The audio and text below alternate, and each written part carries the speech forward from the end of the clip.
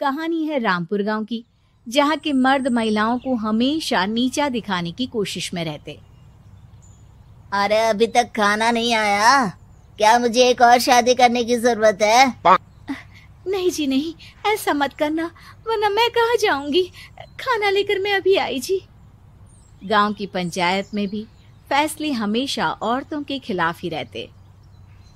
मैं जो फैसला सुनाता हूँ वो भगवान की आज्ञा होती है। इस लड़के ने अपने मन से शादी करके अच्छा नहीं किया। लड़के को घर भेज दो और इसकी शादी इसकी जाति की किसी लड़के से करवा दो, लेकिन ये लड़के, इसे तो गांव के बाहर निकाल दो। नहीं नहीं जमींदार साहब, ये क्या बोल रहे हैं? ऐसा नहीं हो सकता। मेरी बेटी मासूम है, इसे अच्छे बुरे की समझ नहीं है। अरे कहाँ जाएगी ये बेचारी? कहाँ जाएगी? इतनी चिंता है तो पूरे परिवार का गांव निकाला कर देते हैं।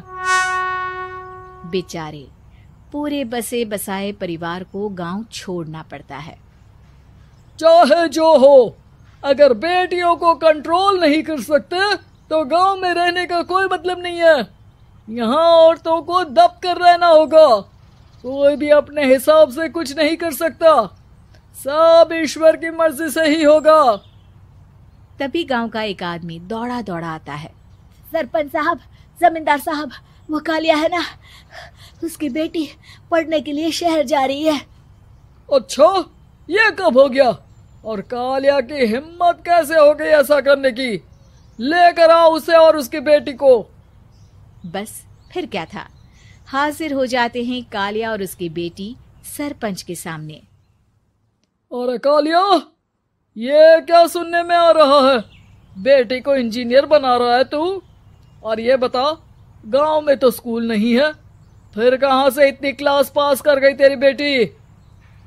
राधा, जो कि कालिया की बेटी है, उसे लगता है कि सरपंच उसकी तारीफ कर रहे हैं। सरपंच जी, मैंने ऑनलाइन पढ़ाई की है, डिस्टेंस लर्निंग से। सभी में मैंने अच्छे नंबर पाए हैं, जिसे देखते हुए शहर की इंजीनियरिंग कॉलेज में मुझे स्कॉलरशिप मिली है। वाह जी वाह, क्या होती है ये? पहले तो ये बताओ, फिर आगे की बात करते हैं। पूरा गांव राधा की बात सुन रहा था और राधा बोलती जा रही थी।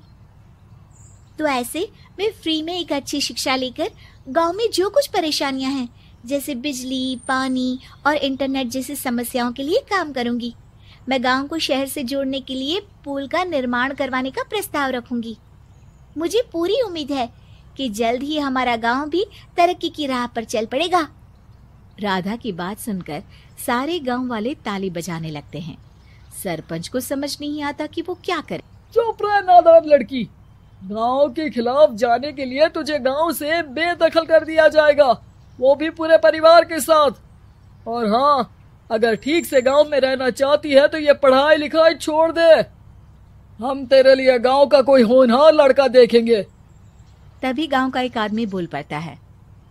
अरे नहीं नहीं सरपंच जी, राधा बिटिया जो बता रही है, अगर वैसा हो जाए तो हम लोगों को पैसा कमाने के लिए बाहर नहीं जाना पड़ेगा।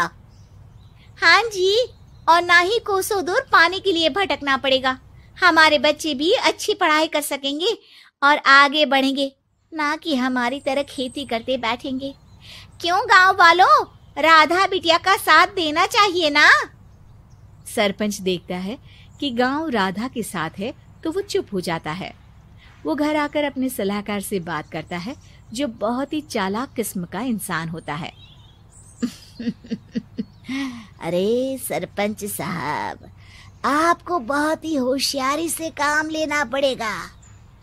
एक बार गांव तरक्की कर गया, यहाँ के बालक पढ़ लिए तो कोई ना पूछेगा आपको। और फिर ये जो बेटा और बेटी है ना आपके, इनको भी आम लोगों की तरह ही जीवन जीना होगा। हाँ, लेकिन करे तो क्या करे? वो ना आप मुझ पर छोड़ दीजिए, बस मैं जैसा बोलूं करते जाइए। अगले रोज सुबह जब गांव वाले सोकर उठते हैं तो राधा के घर के बाहर और साथ ही वो लोग जिन्होंने राधा का सपोर्ट किया था, उनके घर के आगे लाल रंग से कल आऊंगी लिखा होता है। कल आऊंगी, यह क्या होता है? अरे यह तो खून से लिखा है, लगता है कोई भूत प्रेत या चुड़ैल का साया है। चलो सरपंच जी के पास चलते हैं।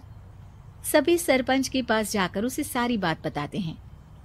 अरे ये तो बड़ी मुश्किल की बात है। चलो मैं एक बाबा को जानता हूँ, उन्हें बुला लेता हूँ। सरपंच बाबा को लेकर गांव के घर के बाहर जाता है। ओहो, तो ये वो चुड़ैल है जो उन लोगों को निशाना बनाते हैं जो गांव को बदलने का सपना देखते हैं। वो गांव को ऐसे ही संपन्न देखना चाहती है। वो नहीं चाहती कि कोई बाहरी यहाँ का कायाकल्प करे। क्या तुम लोगों में से किसी ने गांव को बदलने की सोच रखी है? तभी राधा की माँ रोते रोते आती है। मेरी राधा घर से गायब हो गई है। अरे कोई तो बचाओ, मेरी बच्ची कहाँ गई?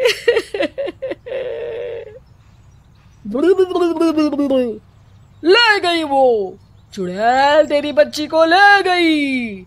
अब वो उसे श्रापित करके छोड़ेगी, उस पर चुड़ैल का साया हो जाएगा। तभी बुरी सी हालत में राधा भी वहां आ जाती है। उसके बाल चुड़ैल की तरह फैले होते हैं और कपड़ों में खून लगा होता है। सभी राधा को देखकर डर जाते हैं। माँ, पता नहीं मुझे कौन उठा कर ले गया था। अरे दूर दूर हो जा चुड़ैल, अब हम लोग इस गांव में नहीं रुकेंगे। अरे कैसे बातें कर रहे हैं आप? कल तो आप मेरे भरोसे गांव का हुलिया बदलने, अपने बच्चों को पढ़ाने और तरक्की उन्नति की बात कर रहे थे, तो आज क्या हो गया आपको? ये फिर तुम लोगों को बहकाएगी। ये चुड़ैल गांव में आ चुकी है, ऐसे ही ये तुम्हारे घर के बच्चों को भी ले जाएगी। गांव वाले राधा को गांव से बाहर निकाल देते हैं। उसके माँ बाप रोते रहते हैं, लेकिन गांव वाले नहीं मानते। मैं भी अपनी बहन के साथ गांव के बाहर रहूंगा, लेकिन वो पढ़ाई नहीं छोड़ेगी। वहीं सरपंच के घर पर सलाहकार कहता है। देखा, सांप भी मर गया और लाठी भी नहीं टूटी। लेकिन अगले ही दिन सरपंच के घर के बाहर भी वही शब्द लिखे होते हैं। और फिर सरपंच की बीवी कहती है, हमारी बेटी को किसी ने अगवा कर लिया है। तभी राधा का भाई वहां आ जाता है। अरे गांव वालों, मैंने सरपंच जी की बेटी को देखा था। वो चुड़ैल उसे उठाकर ले जा रही थी। अरे क्या मजाक कर रहे हो? नहीं नहीं सरपंच जी, आप नहीं जानते। वो चुड़ैल अब आपकी बेटी में आ जाएगी, जैसे राधा के अंदर आ गई थी। तभी सरपंच की बेटी वैसी ही हालत में वहां आती है जैसे राधा आई थी। पापा, पता नहीं कैसे मैं गायब हो गई थी। चुड़ैल, इसके अंदर भी चुड़ैल का साया है, मारो इसे।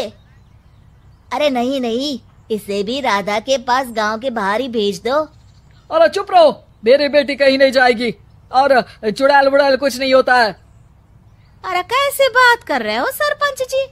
आप तो बोल रहे थे कि आपका फैसला भगवान का ज्ञान होता है, तो अपने पर बात आई तो अब आप ऐसे बोल रहे हैं। अरे ना ना ना, आपको अपनी बेटी को त्यागना ही होगा। अरे बुलाओ बाबा को। राधा का भाई बाबा को ले आता है, जिसे अब गांव वालों के डर के कारण सच बोलना पड़ता है। मैं कोई बाबा नहीं हूँ, मैं तो मोची था। ये सलाहकार महोदय ने मुझे कहा था एक्टिंग करने को। अब वो मुझे पैसे देने वाले हैं। अब मुझे माफ कर दो। गलती हो गई, मुझे माफ कर दो। तभी वहां राधा आ जाती है। देखा सरपंच जी, जब गांव के बच्चे साक्षर होंगे तो आप जैसे लोगों की चालाकी नहीं चलेगी।